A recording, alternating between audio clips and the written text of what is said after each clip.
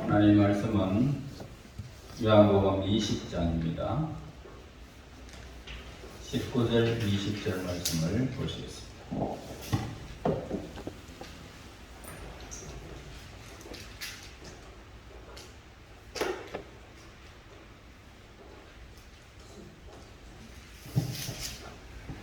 19절과 20절 말씀을 같이 읽겠습니다.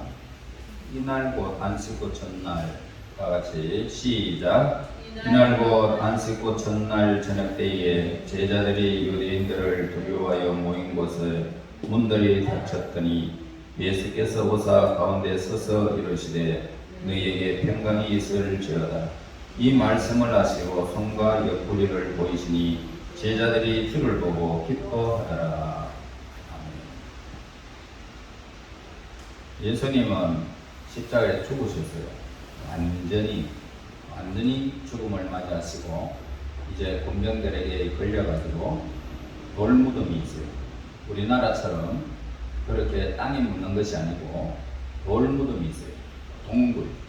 동굴 속으로 집어넣고 그 다음에 큰 돌로 막아버려요. 그러면 이제 장사가 진행되어집니다.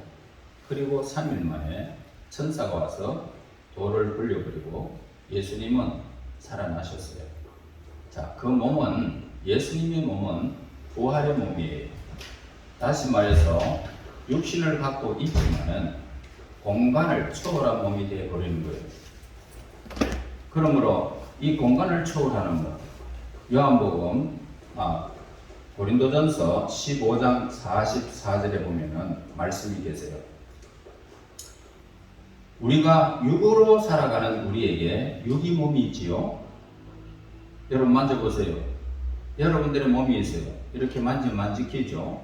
그런데 죽고 난 다음에 우리가 어떻게 몸이 있을까라고 하지만 그 말씀을 보면은 영의 몸이 또 있어요.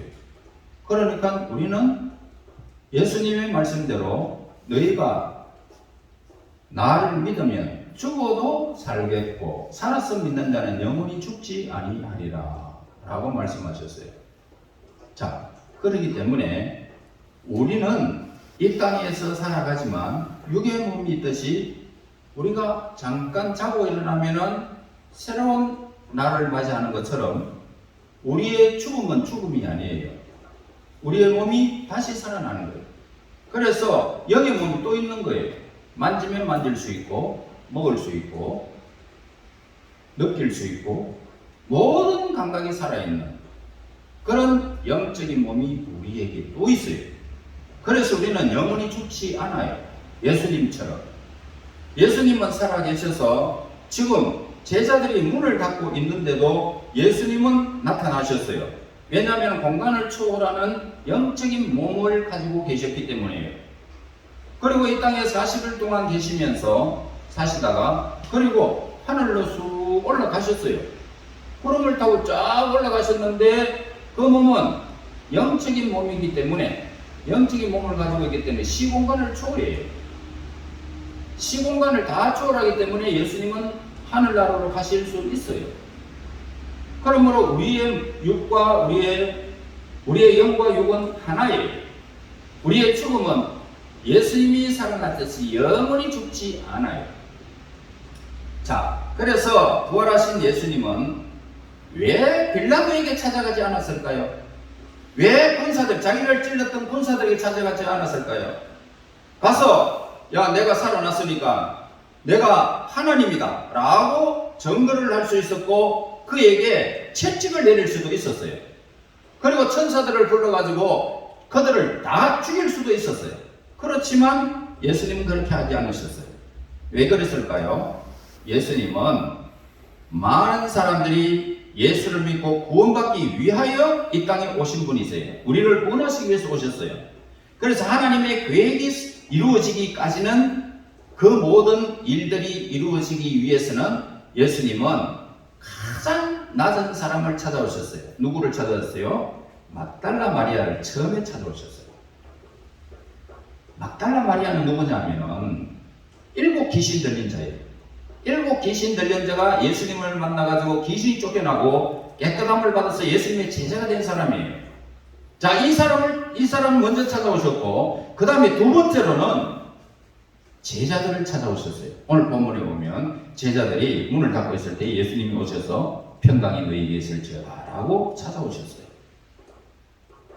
그래서 오늘 이 사실은 예수님께서 이 땅에 오셔서 이제 심판주가 아니라 너희들이 나의 증인이 되기 위해서 내가 너희들을 불렀다라고 하시면서 예수님은 제자들을 찾아오시고 막달라 마리아를 찾아오셨어요.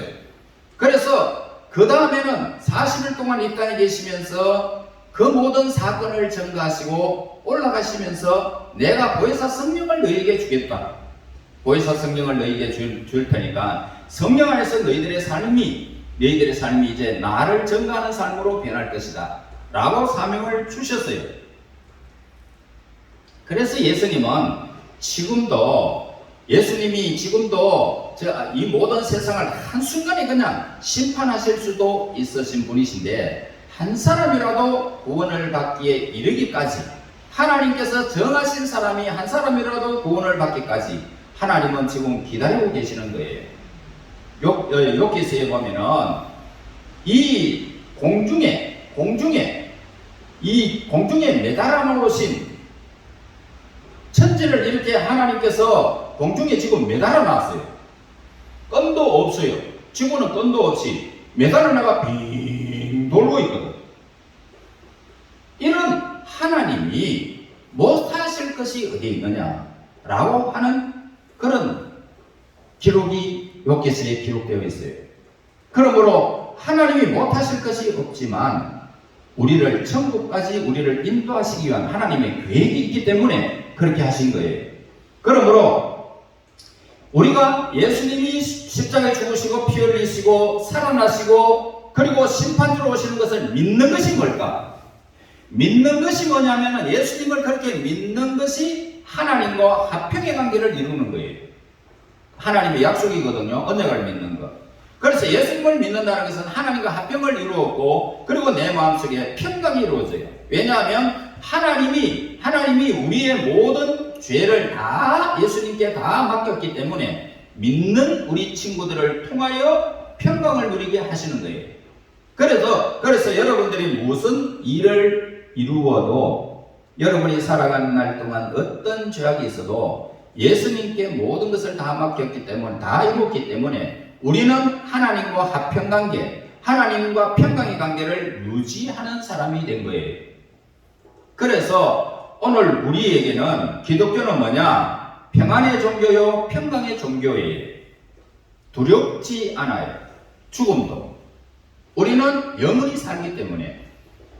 그래서 오늘 이 세상의 기독교는 바로 성령 하나님의 은혜가 늘 충만한 가운데 누리는 종교예요. 다시 말해 성령을 따라 산다는 것은 하나님의 말씀의 기록대로 믿고 사는 것을 말하는 거예요.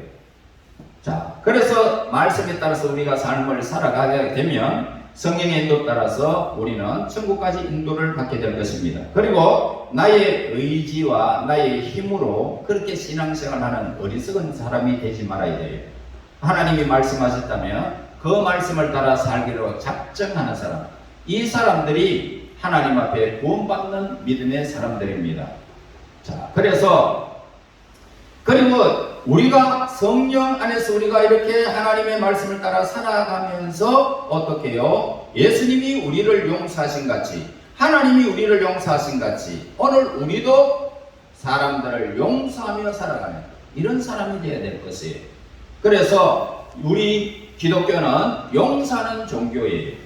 자, 우리 모두 이제 예수 그리스도께서 부활하심을 믿고요, 우리도 부활할 것을 믿고 하나님께서 우리에게는 영원히 사는 생명을 주셨으니 우리는 이 땅 위에서 평강을 누리는 거예요. 죽음도 두렵지 않고 어떤 일이 있어도 전혀 두렵지 않고 그렇게 살아가는 하나님의 생명을 부여받은 영원한 생명을 가진 하나님의 사람들이에요. 그러므로 우리는 늘 평강 가운데 거할 수 있어요. 어떤 일이 있어도 우리는 실망할 수가 없어요. 그래서 우리 모두 예수님을 믿고 평강을 누리며 성령의 인도하심을 따라서 우리의 이웃들을 용서하며 넉넉한 마음으로 살아서 하나님께서 허락하시는 그날 우리는 부활하는 그 순간 우리의 몸이 천국에 도달해 있을 거예요. 성령에 따라서 성령의 인도하심을 받고 천군천사의 인도함을 받고 여러분들은 천국에서 영원히 살게 될 거예요. 저와 여러분 그렇게 될 것입니다. 그날까지 우리 하나님과 평강의 관계를 누리고 늘 성령의 인도 따라 남을 용서하며 살아가는 우리 친구들 되시기를 예수님 이름으로 축원합니다. 하나님 고맙습니다. 우리에게 영원한 생명을 주시고 예수님께서 부활하신 이 사건을 많은 사람들에게 증거할 수 있는 믿음의 친구들 되기를 원합니다. 우리에게 영원한 생명, 육체의 생명과 영혼의 생명을 허락하신 하나님, 이 땅에서 하나님과 바른 관계를 맺고 평강을 누리며 살아갈 수 있도록 인도하시며 하나님 말씀 따라 성령의 인도 따라 살아가는 우리 친구들이 되게 하시고 특별히 내 이웃을 용서하며 살아가는 우리 친구들이 되어 하나님의 마음, 예수님의 마음을 품고 살아 그 영광을 세세히 누리는 우리 친구들 되게 하옵소서. 예수님 이름으로 기도하였습니다. 아멘.